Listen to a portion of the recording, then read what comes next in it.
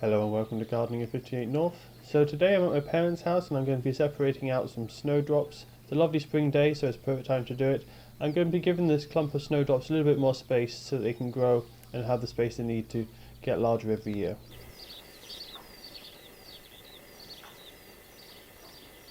So the patch of snowdrops I'm going to be working on today are these ones down here. As you can see, they're really quite congested now. These have been here for about 8 years. When we first planted them, there was just 2 or 3 bulbs, but as they've done quite well, they're now spread out, clumped up nicely, and there's probably about 10 or 20 bulbs in here. And these will slowly continue to clump up, but they're going to be quite limited to how fast they can grow because they're really quite congested. They're not going to have a lot of space together, and they really need that space to be able to grow and continue to clump up.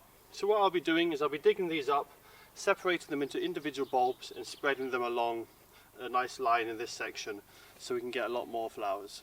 So the best time for separating the snowdrops is springtime, just after they finish flowering. Most bulbs they transplant better once they've died back and gone dormant, but snowdrops are slightly different. With snowdrops you want to transplant them when they're still in the green, just after they finish flowering. So what I'll first of all be doing is I'll be cutting off the old flowers. They're going to be putting a lot of their energy into the seeds after the flowers are finished, and you don't want them to put any excess energy into the seeds. You want to focus all that energy going back into the bulb and going into the new roots for next year. Especially as we're transplanting them, they'll be disturbed and they'll be struggling a little bit. We don't want them to waste any excess energy on making seeds.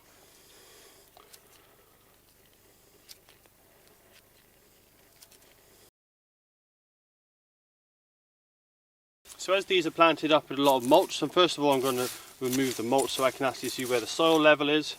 We place the mulch here to help with the weeds and stop the grass from taking over.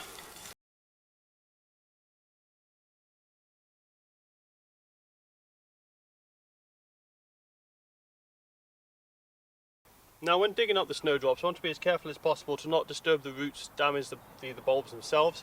So I'll be digging quite deep with the trowel. I'm just going to go around it about 1 inch or 2 away.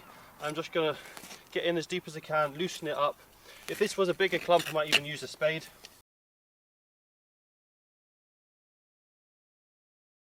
Now that I've got the plants loose from the soil, what I'm going to be doing is carefully teasing away the bulbs individually, just breaking them apart and shaking off any excess soil so we can loosen up the roots and separate the bulbs.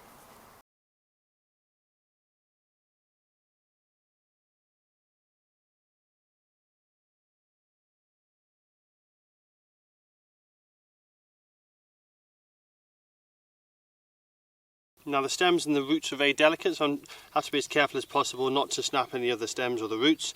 There will inevitably be some snapping of the roots and the stems, but you just want to keep that to a minimum as they're very delicate and you don't want to damage them. I would also recommend planting smaller groups at a time. The reason for this, if you break them all up at once, if you have maybe like 100 bulbs or 30 bulbs and you break them all up, half of them are going to dry out in the strong sunshine before the other half are finished. So if you can, break them up into smaller sections, plant them individually, that way there's less chance for them to dry out. So now I've got a nice loose bunch of snowdrops, they're ready to be planted in a line. You can see I've probably got about 20 or 30 of them here. What I'm going to do is I'm just going to plant them back in this area. I'm just going to spread them further along the bed though, fill in some of the spaces. And that should give me a nice line of snowdrops, and as the years go on they should fill out nicely and we'll get a much better display than just a small clump.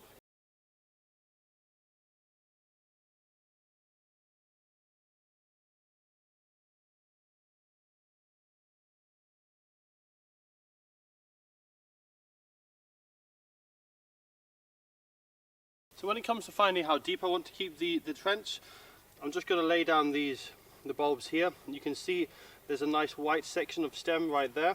That white section of stem where it starts to split into leaves and starts to go green, that's about where the soil level should be. So I'm just going to make sure that when these are placed in the trench, that's the kind of depth that they're going for. I'm just going to evenly space them out, probably about 5 centimeters or so apart, about 1 inch or 2. And that should give them plenty of space to grow and clump up and form a nice thick line.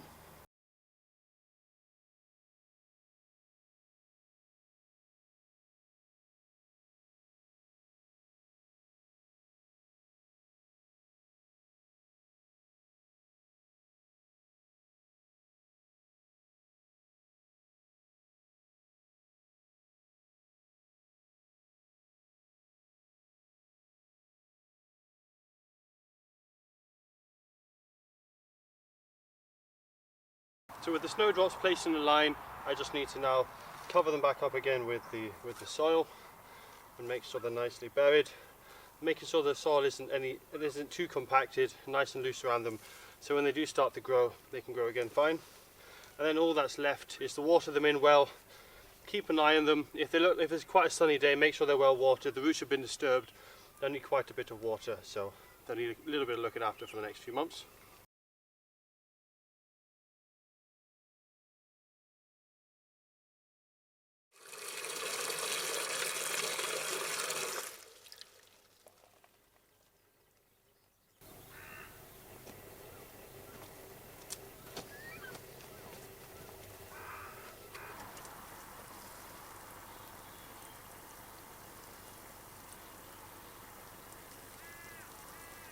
So that's the snowdrops now fully watered in, and they should be quite good to go now for the rest of the year. What's going to happen now is they're going to die back, especially with the shock they've just had with the transplanting, and at this time of year they do naturally die back as soon as it starts to warm up. So the foliage go yellow. I'll keep them well watered until the foliage does go yellow. Once it goes yellow, I'll let it die back, remove any dead material once it's died back, and then we'll just have to wait till next spring.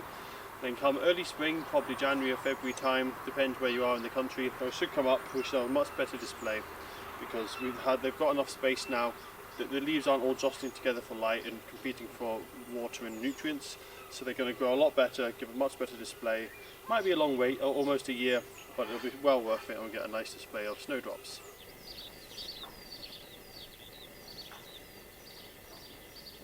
So it's now exactly 1 year later. As you can see, the plants are up and flowering.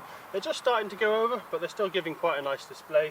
So what you will find with these is the first year after you've transplanted them, they won't flower quite as well. The reason being is they store up all their energy and they form the flowers the summer before. So as they're dying back, that's when they're taking the energy and form the flowers for the next year. So that's why these flowers won't be quite as good as they were last year, because you can see there's a couple here that don't have any flowers at all, they're just leaves. But because they've got that extra space now, they're going to build up and grow a lot stronger. You can see I've got these two nice lines now, and they've got plenty of space. I also put a very small line just behind me as well, because I had a few extra spare ones from that clump.